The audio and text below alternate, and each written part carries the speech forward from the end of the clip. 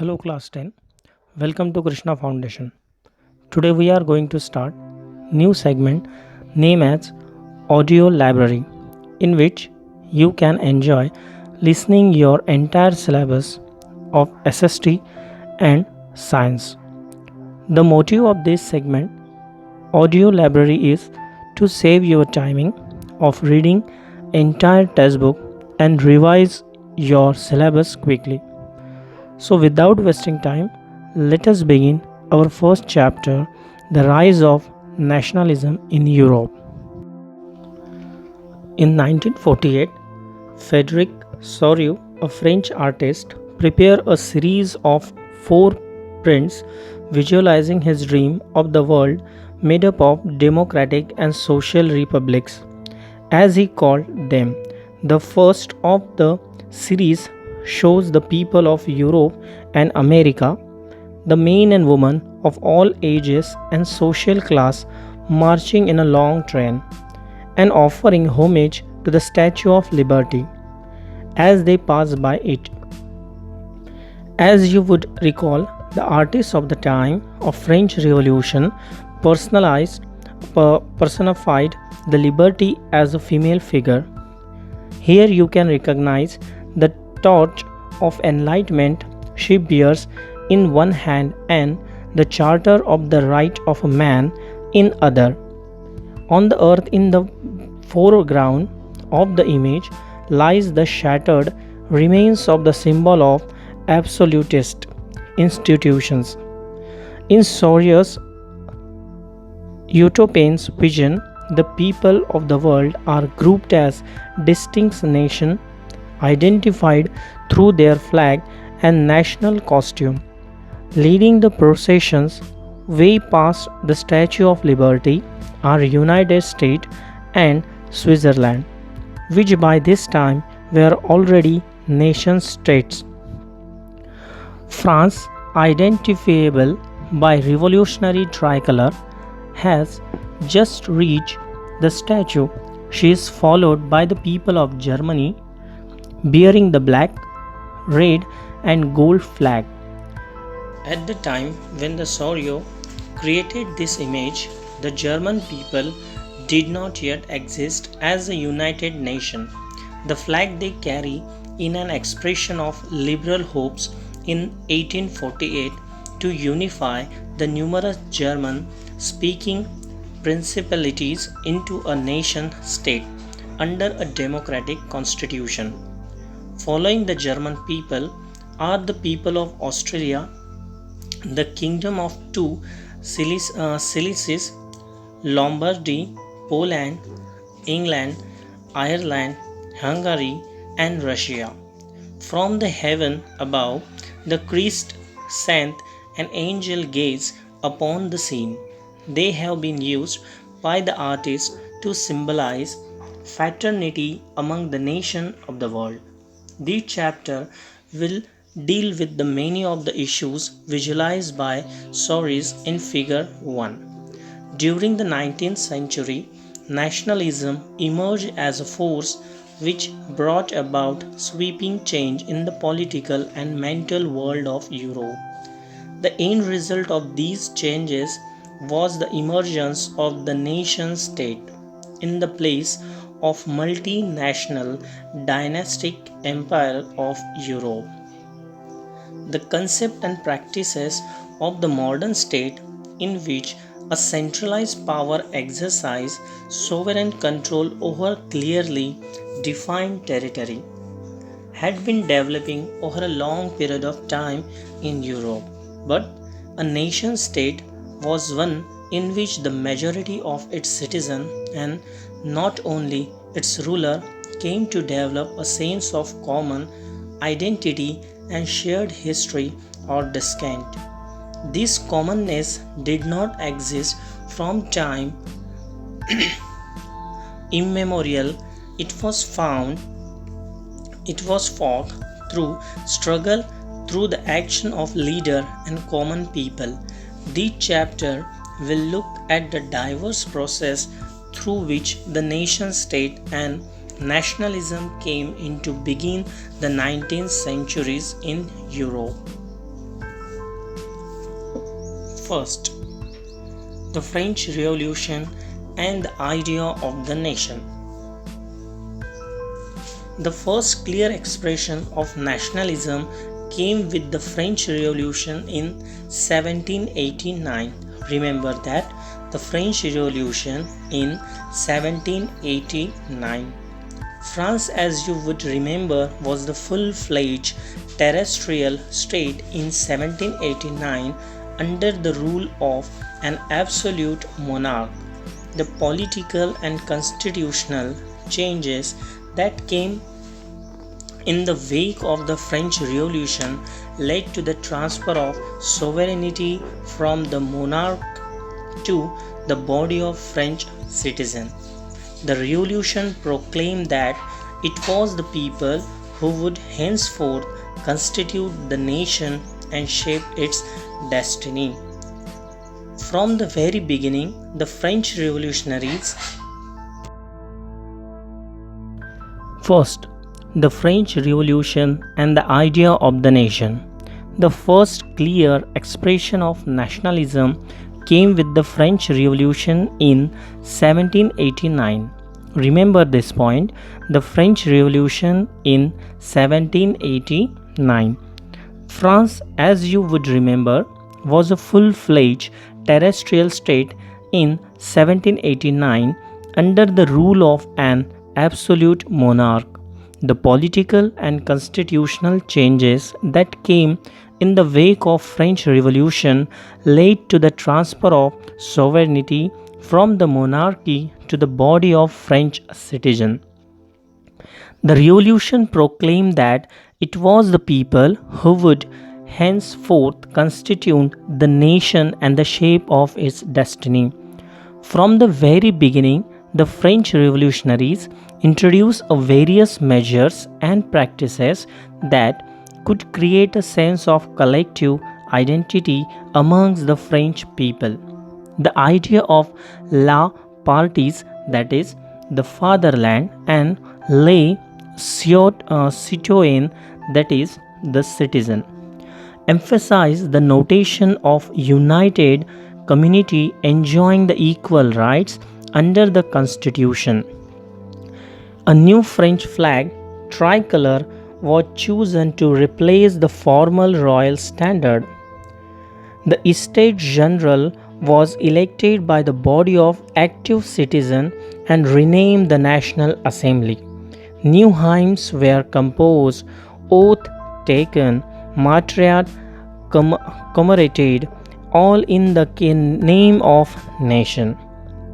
A centralized administrative system was put in the place and it formulated uniform law for all citizens within the territory. The internal custom duties and dues were abolished and a uniform system of weight and measures was adopted. The regional dialect were discouraged and the French, as it was spoken and written in Paris, became the common language of nation. The revolutionary further declared that it was the mission and the destiny of the French nation to liberate the people of Europe from the despotism, in other words, to help other people of Europe to become nation. When the news of event in the France reached the different cities of Europe, students and other members of educated middle classes began setting up Jacobin clubs. Their activities and campaign prepared the way for the French armies, which moved into Holland, Belgium, Switzerland, and much of the Italy in 1790s. With the outbreak of Revolutionary War, French armies began to carry the idea of nationalism abroad.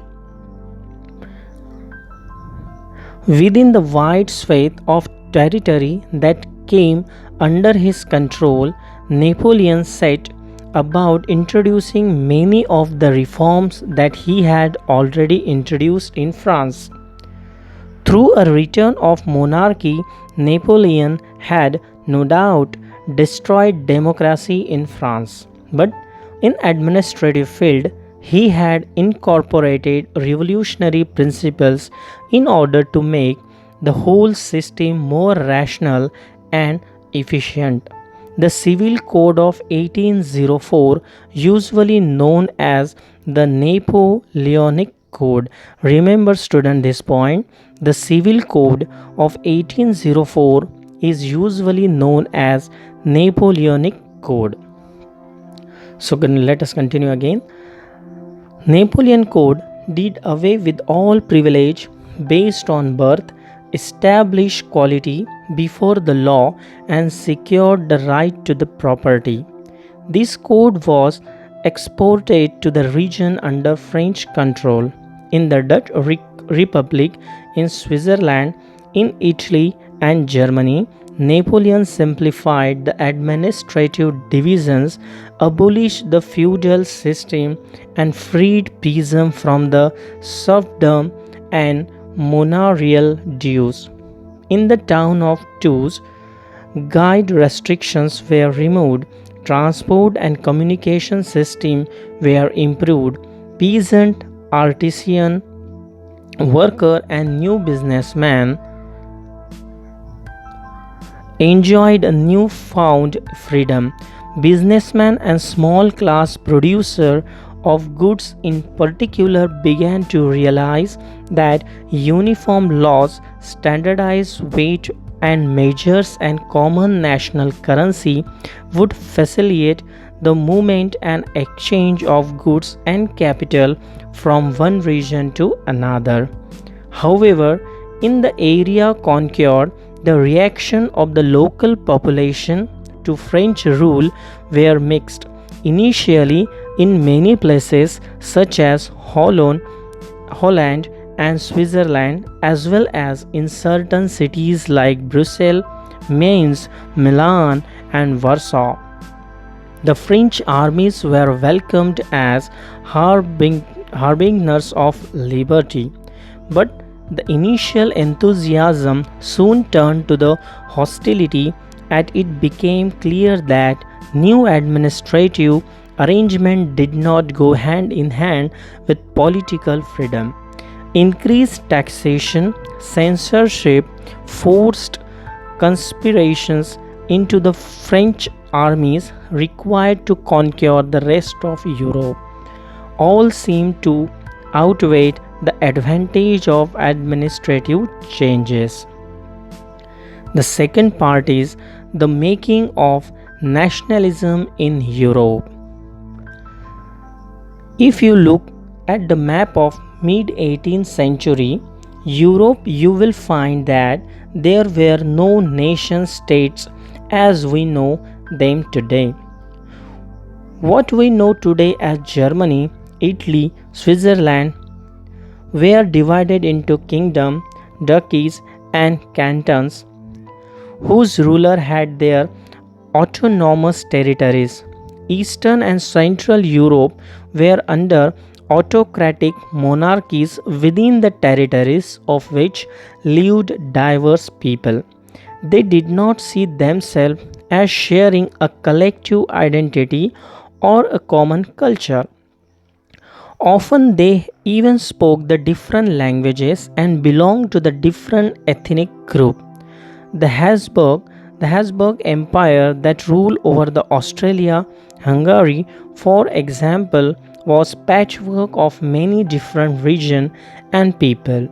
It included the Alpine region, the Tyrol, Australia, and Sudetenland, as well as Bohemia, where the aristocracy was predominantly German speaking.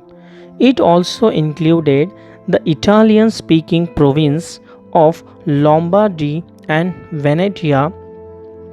In Hungary, half of the population spoke Magyar, while the other half spoke a variety of dialects. In Galicia, the aristocracy spoke Polish. Beside these three dominant groups, There also lived within the boundary of empire a mass of subject peasant people, Bohemian and Slovaks of the north, Slovenes in Carniola and Croats to the south, Romans to the east in Transylvania. Such difference did not easily promote a sense of political unity. The only tie binding these diverse groups together was common allegiance of emperor. How did nationalism and the idea of nation state emerge? The aristocracy and the new middle class. Socially and politically, a landed aristocracy was the dominant class on the continent. The members of this class were united by the common way of a life that cut across regional division. They owned estate in the countryside and also town houses. They spoke French for the purpose of diplomacy in high society. Their families were often connected by ties of marriage. This powerful aristocracy was, however, numerically a small group. The majority of the population was made up of peasantry. To the west, the bulk of land was farmed by the tenant and small owner, while in Eastern and Central Europe, the pattern of landholding was characterized by vast estates which were cultivated by serfs. In western part of Central Europe, the growth of industrial production and trade meant the growth of towns and emergence of commercial classes whose existence was based on the production of the market. Industrialization began in England in the second half of the 18th century. Industrialization began in the England in the second half of the 18th century, but in France, the part of German state, it occurred only during the 19th century.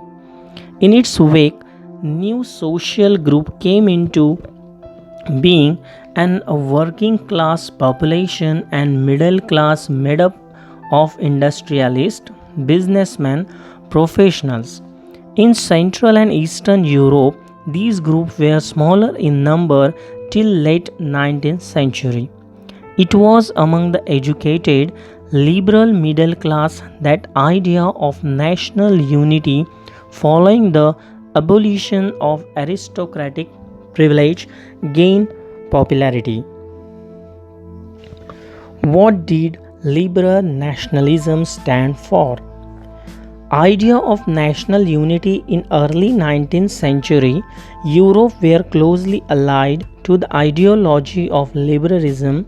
The term liberalism derived from the Latin root liber, which means free. For a new middle classes, liberalism stood for freedom for the individual and equality of all before the law. Politically, it emphasized the concept of government by consent. Since the French Revolution, liberalism had stood for the end of autocracy and clerical privilege. A constituent and representative government through the parliament. 19th century liberal also stressed the inviolability of private property. Yet, equality before the law did not necessarily stand for universal suffrage. The word suffrage means right to vote. Remember this word, suffrage means right to vote. You will recall that in revolutionary France, which marked the first political experiment in liberal democracy, the right to vote and get elected was granted exclusively the property owing men. Men without property and all women were excluded from the political rights. Only for the brief period under the Jacobins did not all adult male enjoy suffrage. However, the Napoleonic Code went back to the limited suffrage and reduced women to the status of minor subject to the authority of father and husband. Throughout the 19th century and early 20th century, women and non-property men organized opposition movements demanding the equal political right. In the economic sphere, liberalism stood for the freedom of market and abolitions of state-imposed restrictions on the movement of goods and capital. During the 19th century, this was a strong demand of emerging middle classes. Let us take the example of German-speaking region in the first half of 19th century. Napoleon's administrative measures had created out of countless small principalities of a confederations of 39 states. Remember this point, confederation of 39 states. Each of these possesses its own currency and weight and measures. A merchant traveling in 1833 from Hamburg to the Nuremberg to sell his goods would have had to pass through 11 custom barriers and pay a custom duty of about 5% at each of them. Duties were often levied according to the weight or measurement of the goods. As each region had its own system of weight and measures, this involved time-consuming calculations. The measure of cloth, for example, was ely, which in each region stood for the different length. An ely of textile material bought in Frankfurt would get you 54.7 cm of cloth, in Mainz 51.1 cm, in Nuremberg 65.6 cm, and in Freiburg 53.5 cm. I am going to repeat this sentence. An ely of textile material bought in Frankfurt would get you 54.7 cm of cloth, in Mainz 55.1 cm, in Nuremberg 65.6 cm, and in Freiburg 53.5 cm. Such conditions were viewed as obstacle to the economic exchange and growth by the new commercial classes, who argued for a creation of unified economic territory, allowing the unhindered movement of goods, people and capital. In 1834, a custom union or Zollverein was formed for at initiative of Prussia and joined by the most of the German states. Remember this point. In 1834, a custom union was formed at the initiative of Prussia and joined by the most of German states. The union abolished tariff barrier and reduced the number of currencies from the over 30 to 2. The creation of network of railway further stimulated mobility, harnessing economic interest to the national unification. A wave of economic nationalism strengthened the wider nationalist sentiments growing at the time. A new conservatism after 1815. Following defeat of the Napoleon in 1815, A new conservatism after 1815. The word conservatism means a political philosophy that stressed the importance of tradition, established institutions and customs, and preferred gradual development to quick change.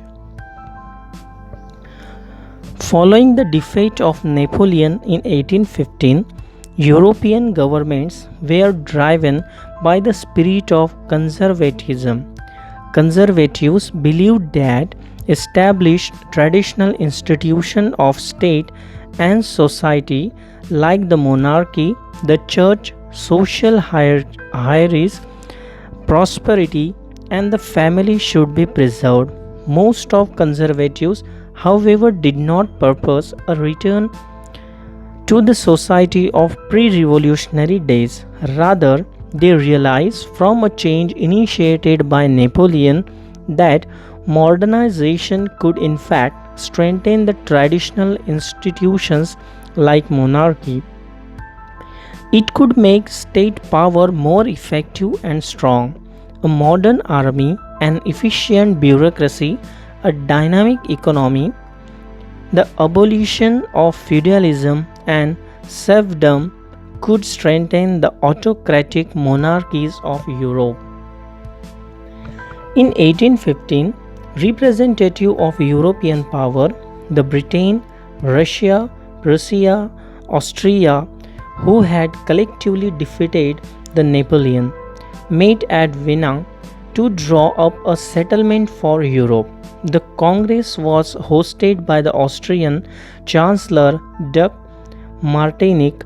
The delegate drew up the Treaty of Vienna of 1815. Remember this point, the Treaty of Vienna of 1815, with the object of undoing most of the changes that had come about in the Europe during the most Napoleon War. The Bourbon dynasty, which had been deposed during the French Revolution, was restored to power, and France lost the territories it had annexed under Napoleon. A series of states were set up on the boundaries of France to prevent French expansion in future.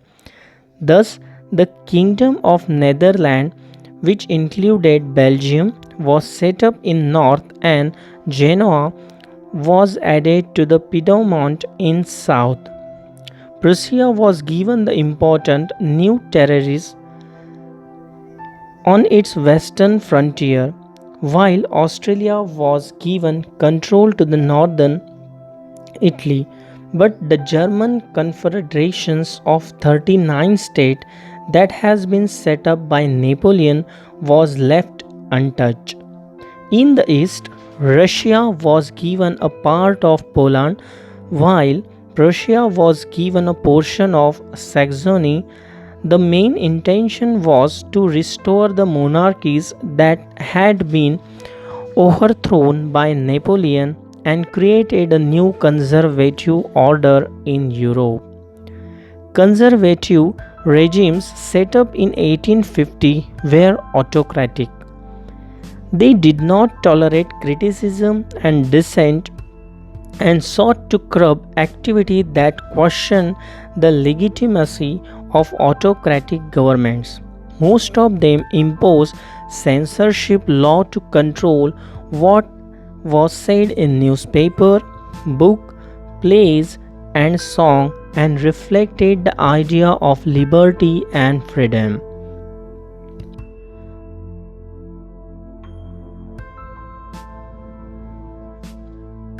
Associated with the French Revolution, memory of French Revolution nonetheless continued to inspire liberals.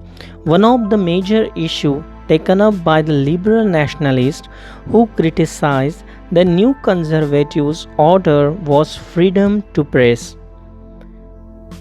2.4 The Revolutionaries.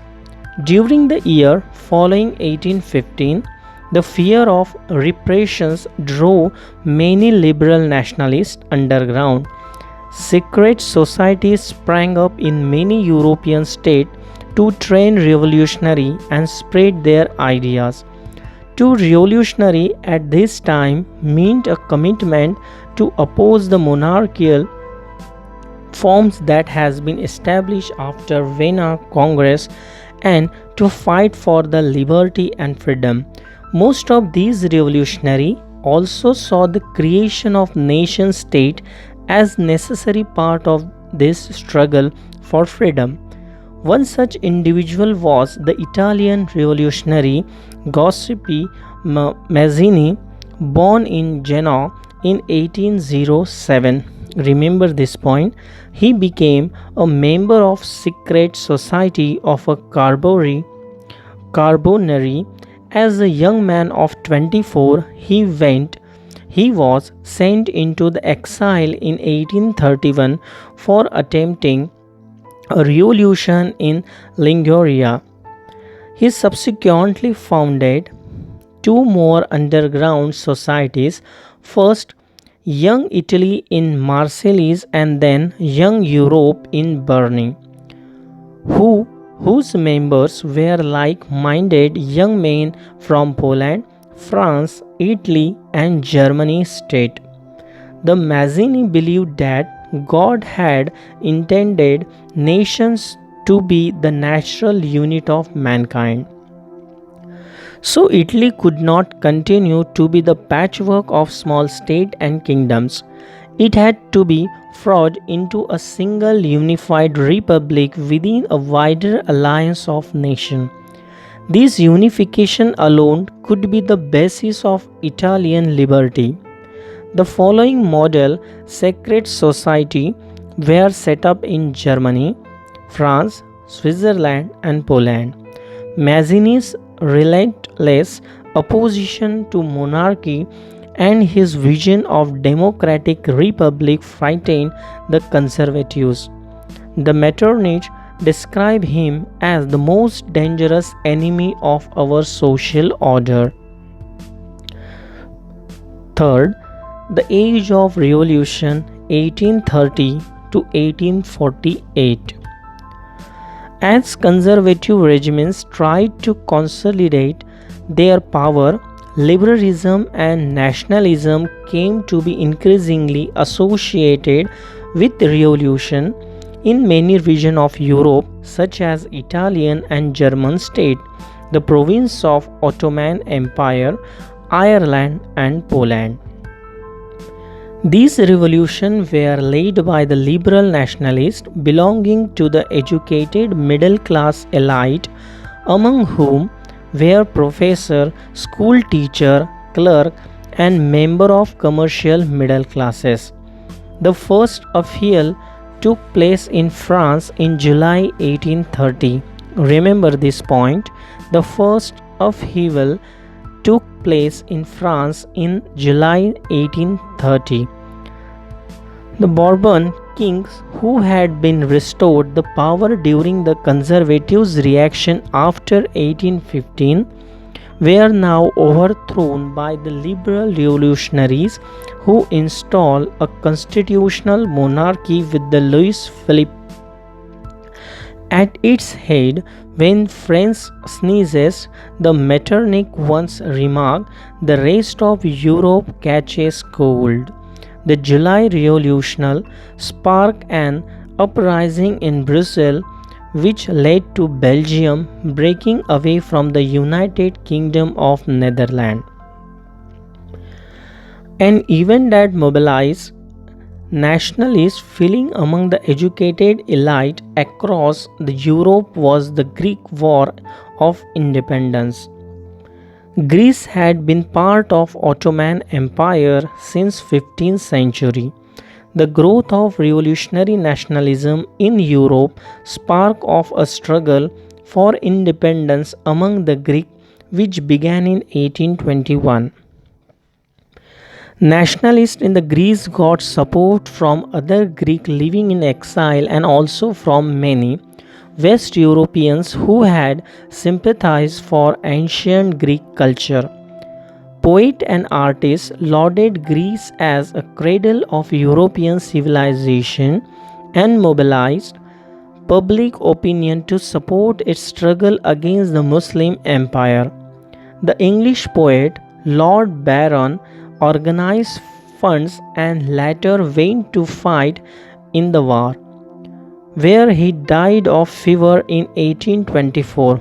Finally, the Treaty of Constantinople of 1832 recognized Greece as an independent nation.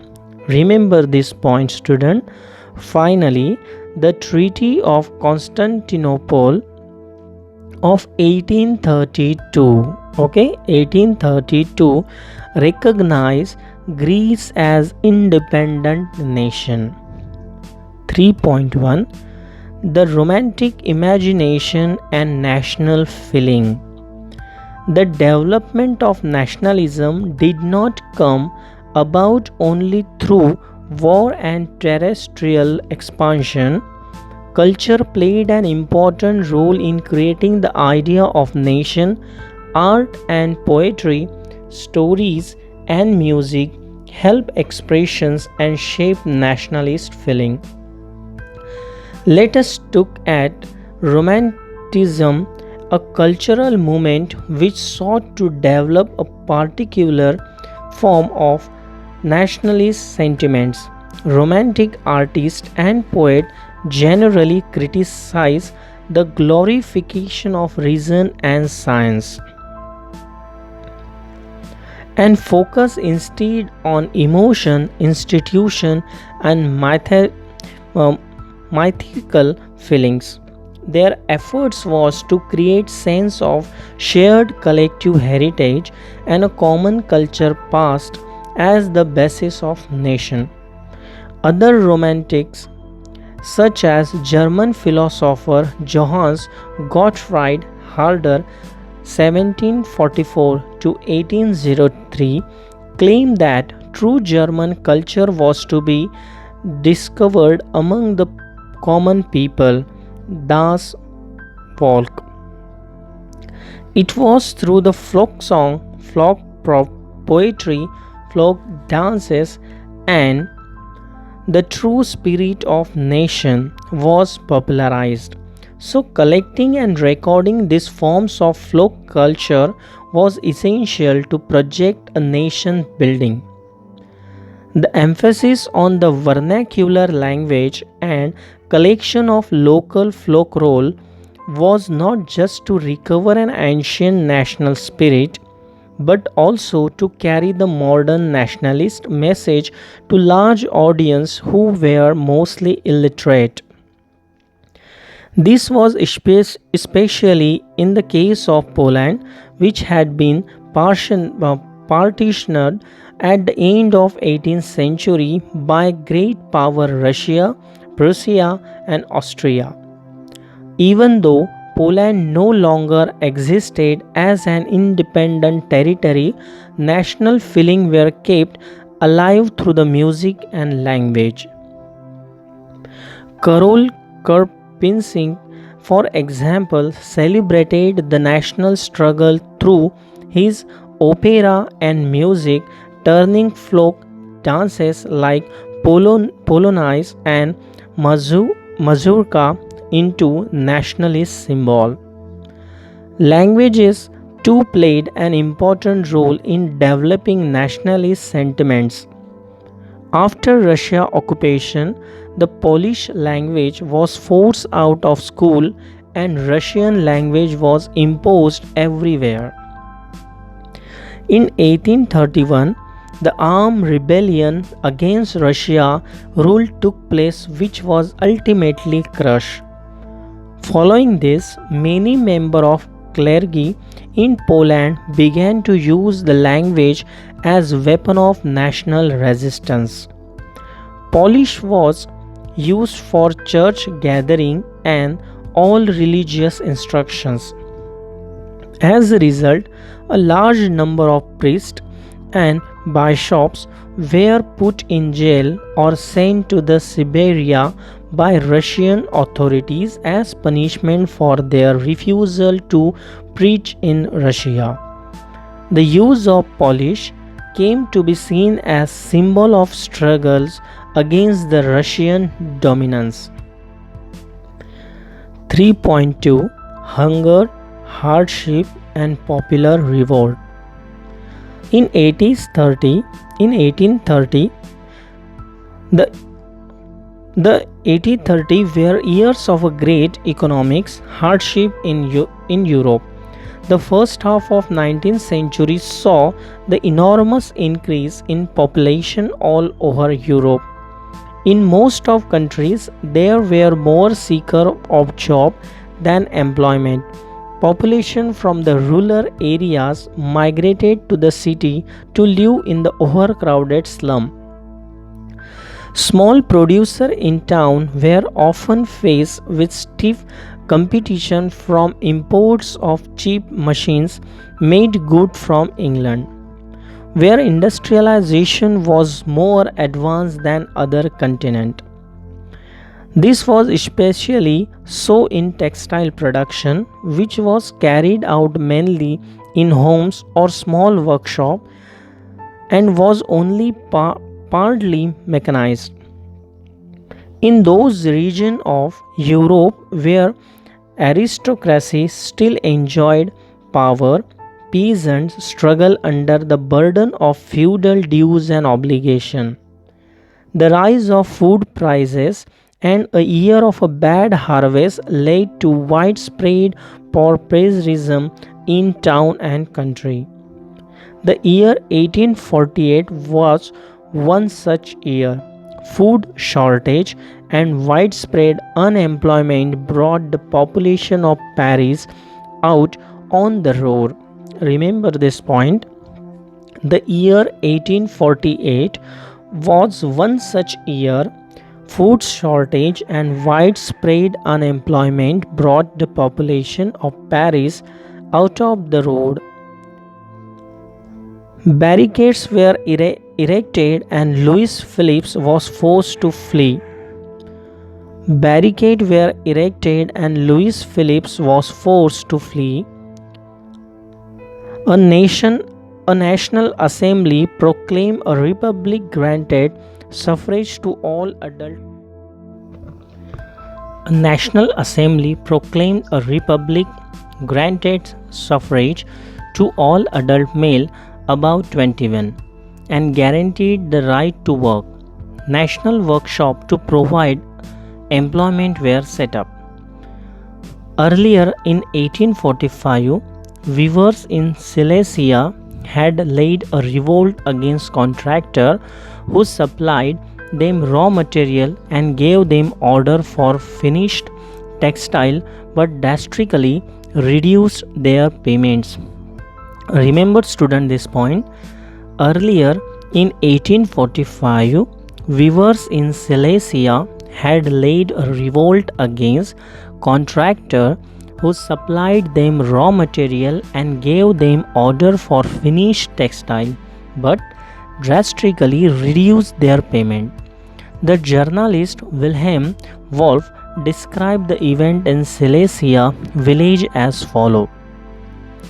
In this village, with 1800 inhabitants, the cotton weaving is the most widespread occupation. The misery of workers is extreme. The desperate need for job had been taken advantage of by the contractor to reduce the prices of goods they ordered. On June 4 at 2 p.m., a large crowd of weavers emerged from their homes and marched in pair up to the mansion to their contractor demanding higher wages. This point is also important.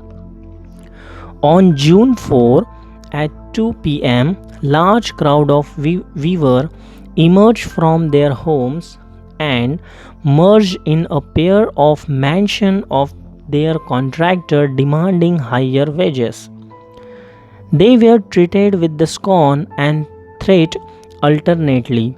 Following this, a group of them forced their way into the house, smashed its elegant window, smashed its elegant window pane, furniture, porcelain. Another group broke into the storehouse and plundered it of supplies of cloth, which they tore to shreds. The contractor fled with his family to the neighboring village, which, however, refused to shelter such person. He returned 24 hours later, having requisitioned the army. In the exchange that followed, 11 weavers were shot. 3.3 1848 The Revolution of the Liberals. Parallel to the revolt of the poor, unemployed, and starving peasant and worker in many European countries in the year 1848, the revolution led by educated middle classes was underway. Event of February 1848 in France had brought about the abdication of monarch and a republic based on universal male suffrage had been proclaimed. In other parts of Europe, where independent nation state did not yet exist, such as Germany, Italy, Poland, and Austro-Hungarian Empire. Austro-Hungarian Empire men and women of a liberal middle classes combined their demand for the constitutionalism with national unification.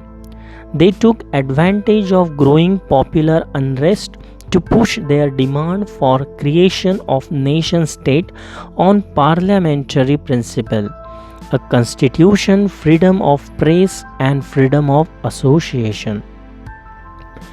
In the German region, a large number of political associations whose members were middle class professionals, businessmen, and prosperous artisans came together in the city of Frankfurt and decided to vote for an all German National Assembly. On 18 May 1848, 831 elected representatives marched in a festive processions to take their place in the Frankfurt Parliament convened in the Church of St. Paul. They drafted a constitution for the German nation to be headed by the monarchy subject to the parliament. When the deputies offered the crown on these terms of Frederick Wilhelm IV, the king of Prussia, he rejected it and joined other monarchs to oppose the elected assembly. While the opposition of the aristocracy and military became stronger, the social basis of parliament eroded. The parliament was dominated by the middle class who resisted the demand of workers and consequently lost their support. In the end, troops were called in and the assembly was forced to disband. The issue of extending political right to the women was controversial one within the liberal movement, in which large number of women had participated actively over the year. Women had formed their own political association, founded newspaper and taken part political meeting and demonstrations. Despite this, they were denied suffrage right during the election of the assembly.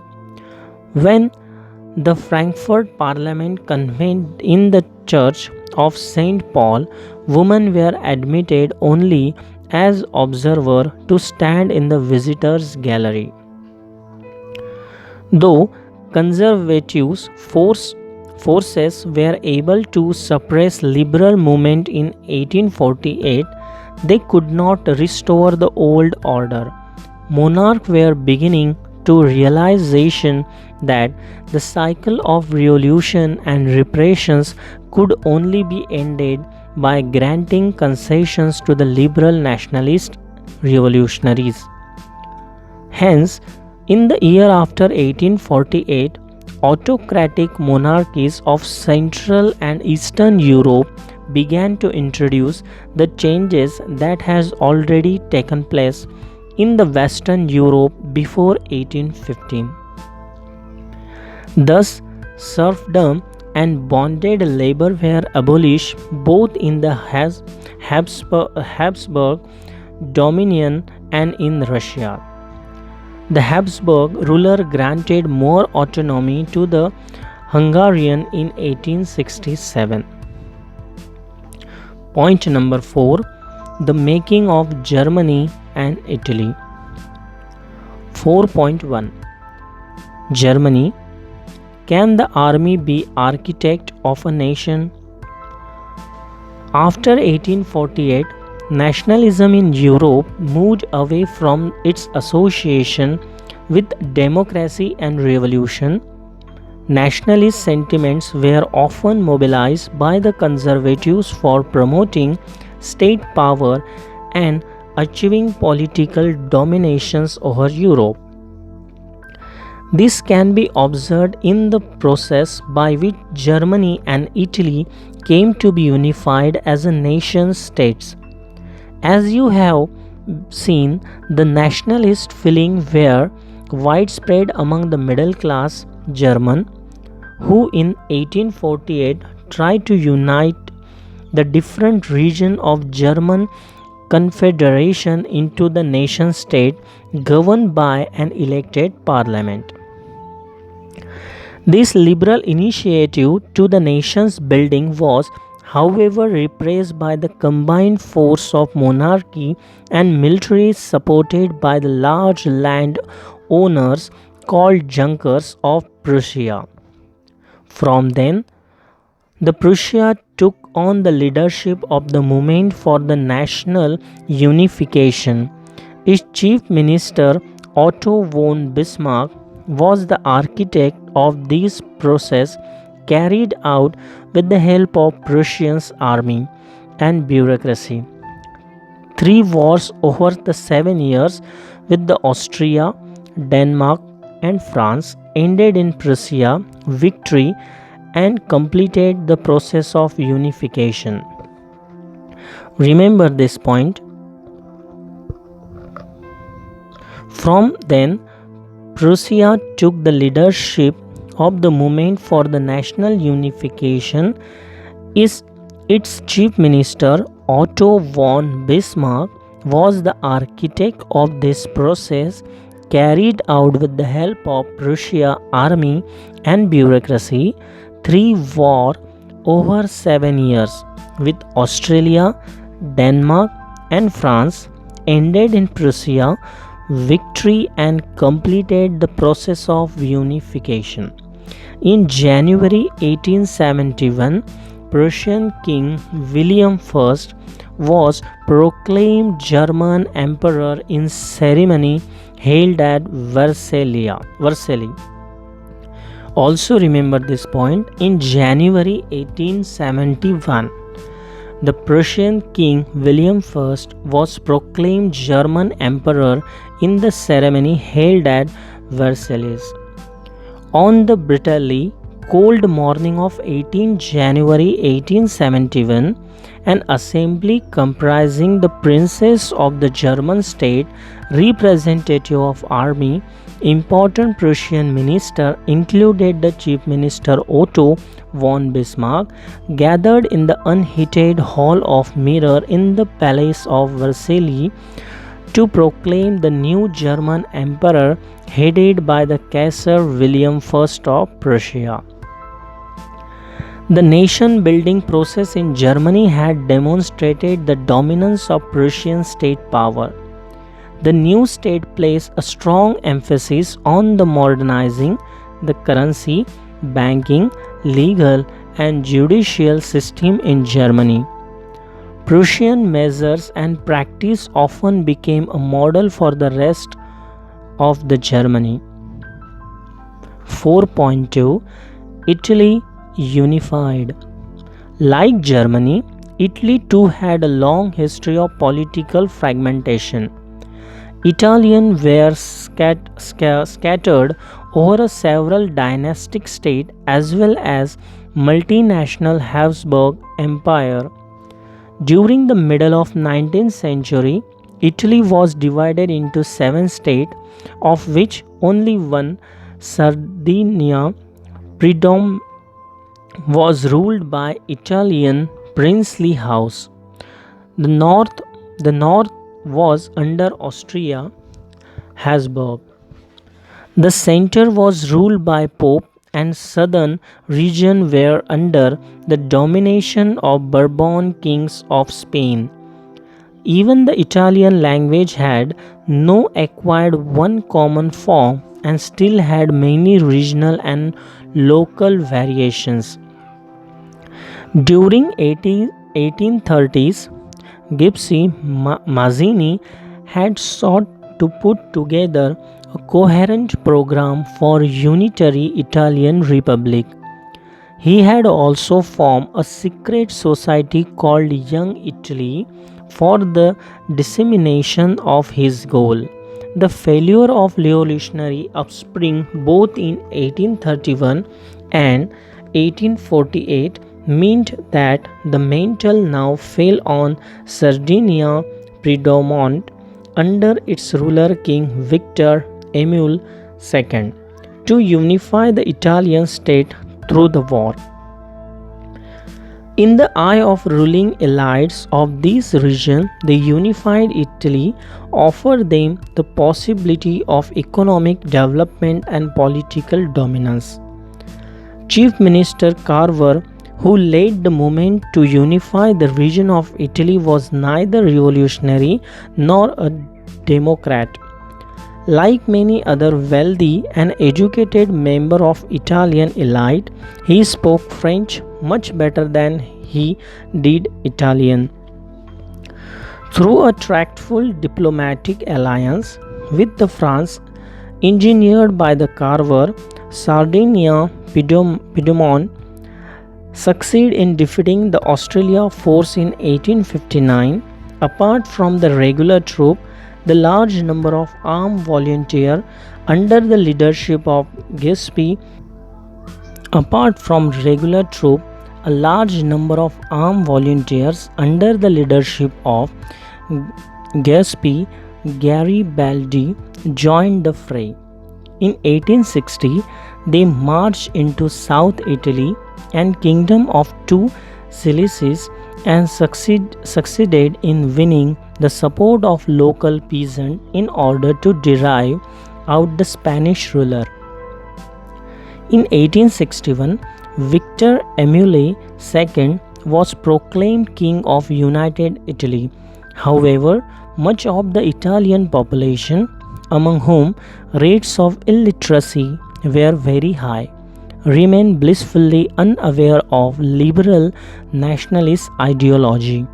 The peasant masses who had supported the Garibaldi in southern Italy had never heard of Italia and believed that La Italia was Victor Emmanuel's wife.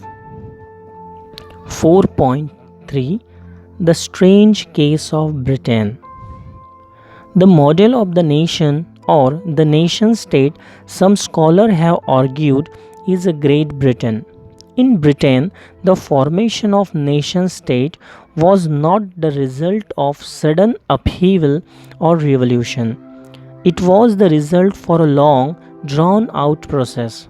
There was no British nation prior to the 18th century. The primary identities of the people who inhabited the British Isles were ethnic ones, such as English, Welsh, Scot, or Irish.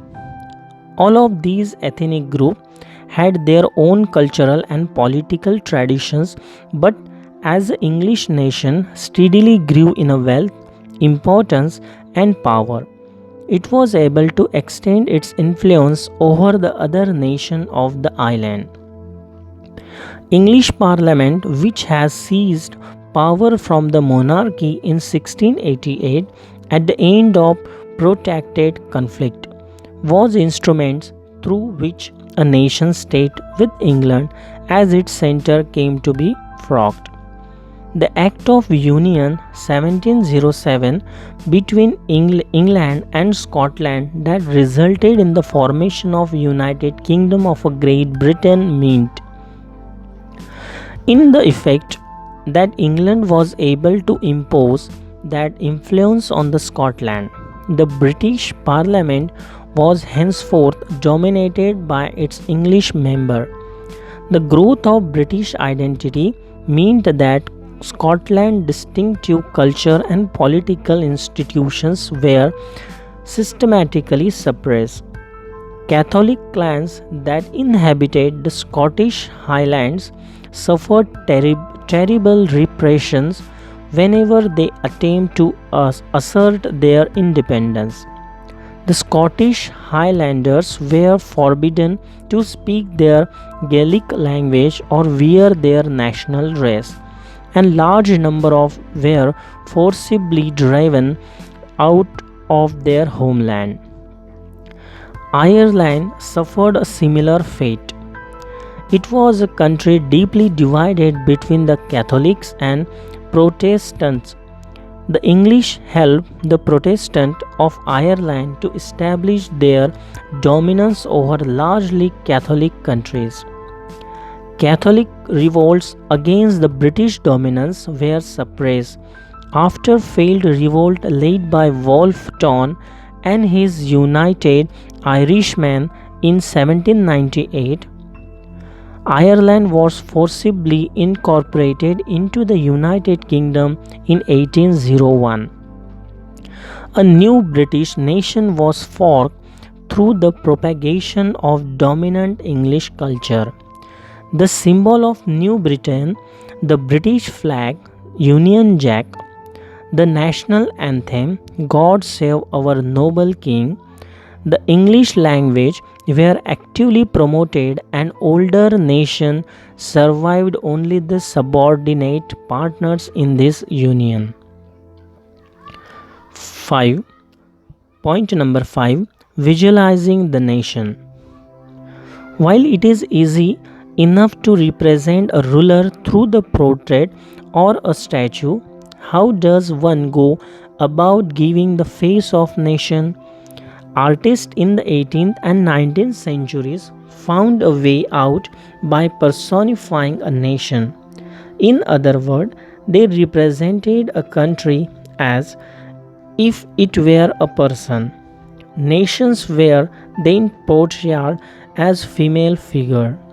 The female form that was chosen to personify the nation did not stand for any particular woman in real life. Rather, it sought to give the abstract idea of the nation to concrete form. The female form was chosen to personify the nation did not stand for any particular woman in real life. Rather, it sought to give the abstract idea of the nation a concrete form, that is, the female figure became the allegory of nation. You will recall that during the French Revolution, artists used female allegory to portray ideas such as liberty, justice, and republic. These ideals were represented through specific object or symbol.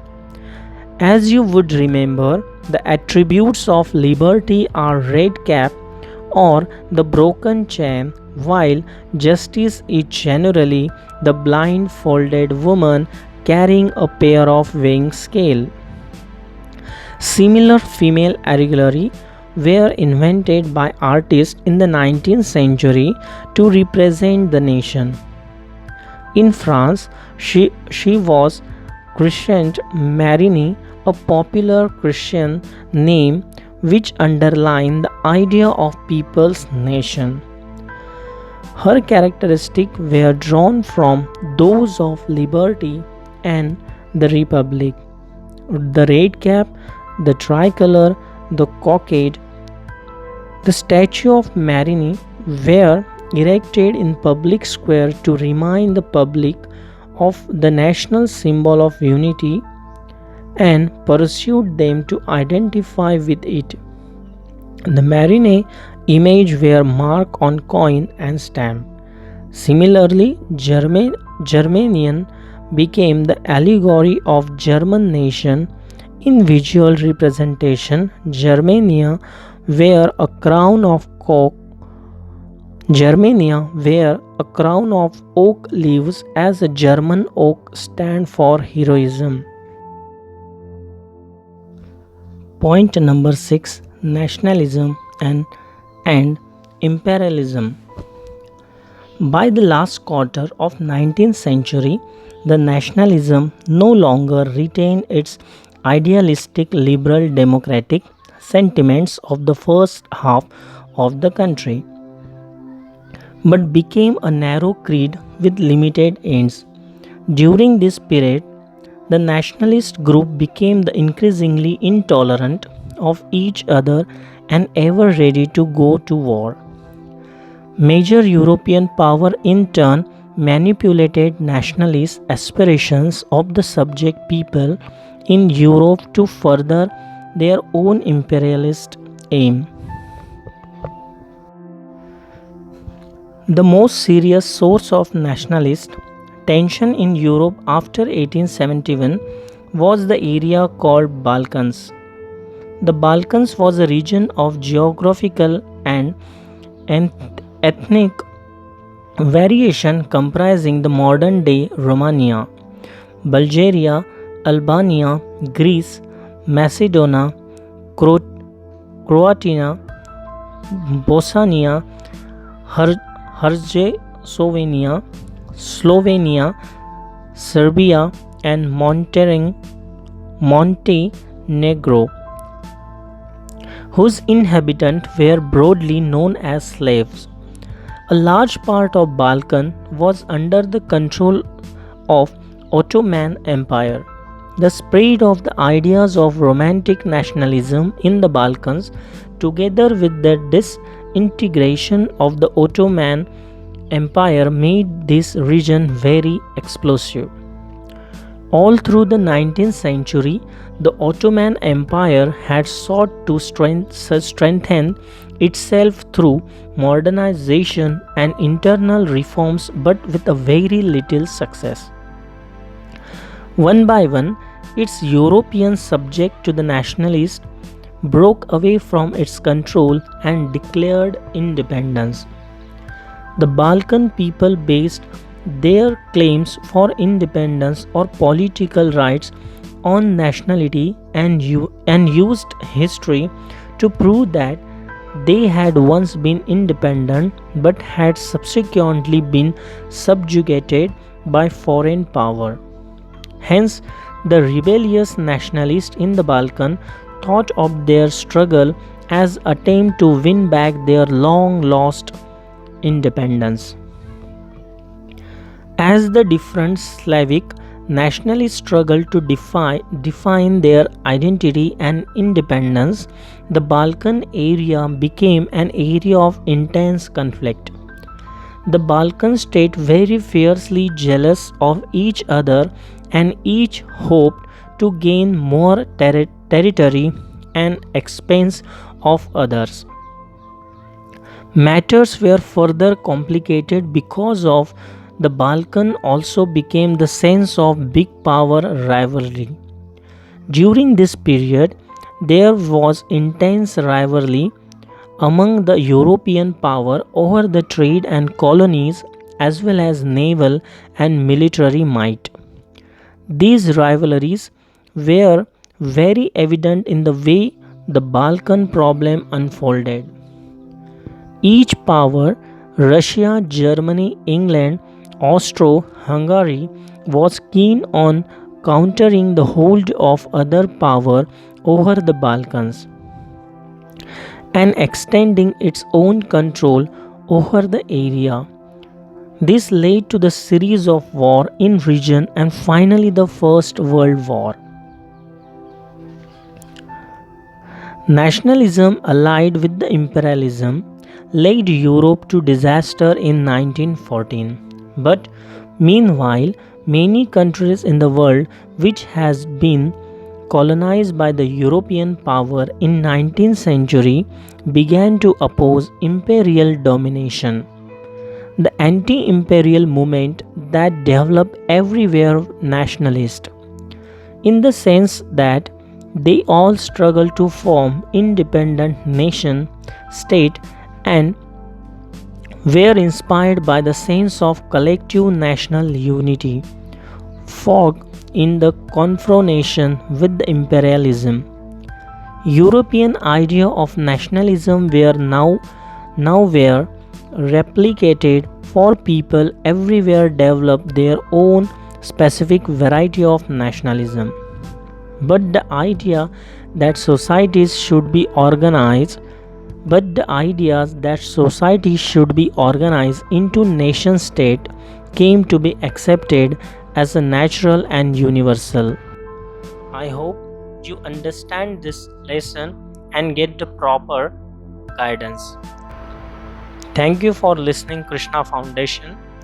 We hope you will subscribe, like and share our videos and make us great.